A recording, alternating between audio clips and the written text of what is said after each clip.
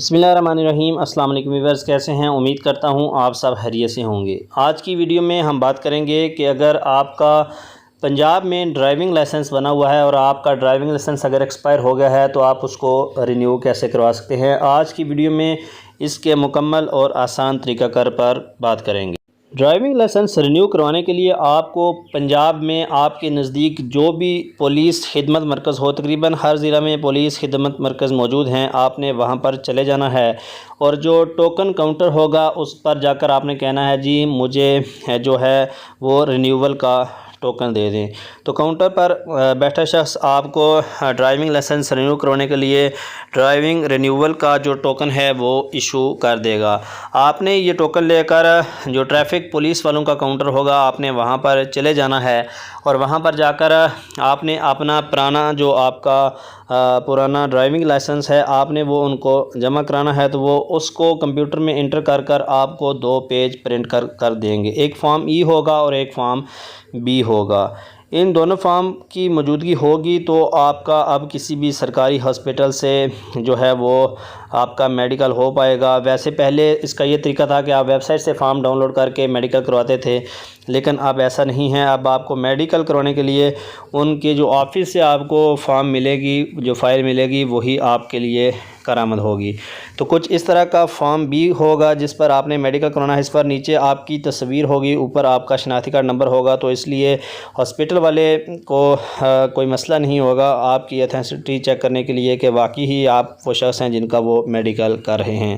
تو form be پر آپ نے میڈیکل کرانا ہے۔ اس کے علاوہ آپ کو ایک فارم ای ایشو کیا جائے گا جس پر آپ کی تصاویر، آپ کی ڈیٹ آف برتھ، آپ کی ولدیت، آپ کا مکمل پتہ، آپ کا ڈرائیونگ لائسنس، ایشوئنگ اتھارٹی اور اس کی جو ایکسپائری ڈیٹ ہے وغیرہ وغیرہ، اس پر تمام معلومات درج ہوں گی۔ یہ قسم کی آپ کی فائل تیار ہو جائے گی۔ فارم ای، فارم بی اور میڈیکل فارم جو جب آپ میڈیکل کروا کر لے آئیں گے تو یہ فارم لے کر آپ نے دوبارہ سے ای خدمت مرکز یا پولیس خدمت مرکز میں جس کاؤنٹر پر آپ نے یہ فارم وصول کیے تھے وہاں پر جا کر ہی آپ نے یہ فارم دوبارہ سے سبمٹ کروانے ہیں۔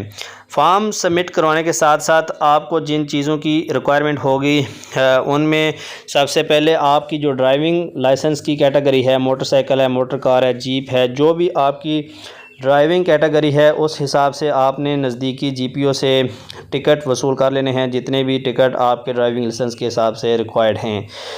اس کے ساتھ ساتھ آپ کو چاہیے ہوں گی اپنی بلو بیک گراؤنڈ میں، نیلے بیک گراؤنڈ میں 2 عدد پاسپورٹ سائز تصاویر۔ اگر آپ پاسپورٹ سائز تصاویر بنانے کا طریقہ جاننا چاہتے ہیں تو اس کا لنک بھی میں نیچے ڈسکرپشن باکس میں دے دوں گا، آپ وہاں سے اس ویڈیو کو دیکھ کر گھر بیٹھے ہی جو اپنی پاسپورٹ سائز تصاویر ہیں وہ تیار کر سکتے ہیں۔